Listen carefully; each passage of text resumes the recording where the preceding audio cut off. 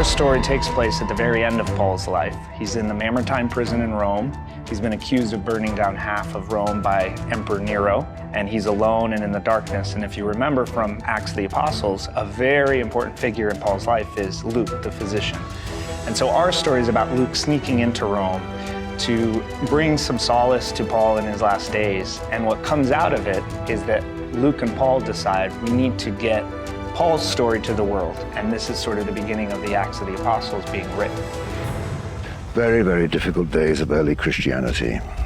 And this is Paul's last few moments to convey the message of hope and love and forgiveness to the community, and that they must hold fast to the faith, no matter what dangers they face.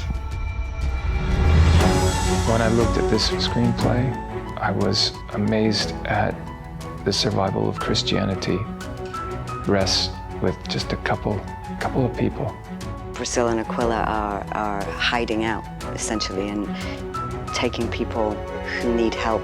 They were facing persecution, they were facing obliteration, they were facing exile, they were facing many, many things. And they still welcomed people, they still accepted people, they still loved people. And that is easier said than done. It's a modern story. This is why Shakespeare is still relevant today, Molière. And the great stories never die, because they talk about human beings and humanity. This film, to me, is one that goes out to the world. It goes out and says, this is what these guys were.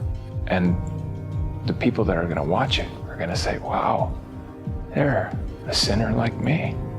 And very human, very believable, very round. They have doubt, they have fear, they have anger. They're very real.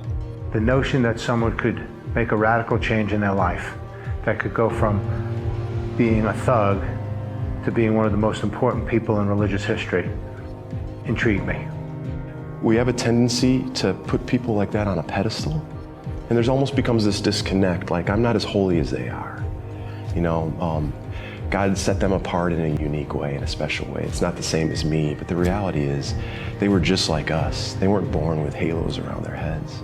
Here's a man, Paul, who went from the ISIS of his day to becoming the leader of a church community. And I thought, do we really think that that's possible today, that a person can change? I think the modern way of looking at people is that, like, once you do something, that really defines your life. And I think Paul helps us show that no one is beyond God's grace, that there's always a chance. It was really Paul that brought the faith to a wider church in the face of everything. And his adamantine soul, we have to be very grateful for. This old, beaten, worn down man who had left everything on the playing field for Jesus. You know, he lived this life and was at the very end. To see this frail old man and think that the emperor of the largest kingdom in the world was fearful of this broken man shows the power of Christ through his followers, through his believers.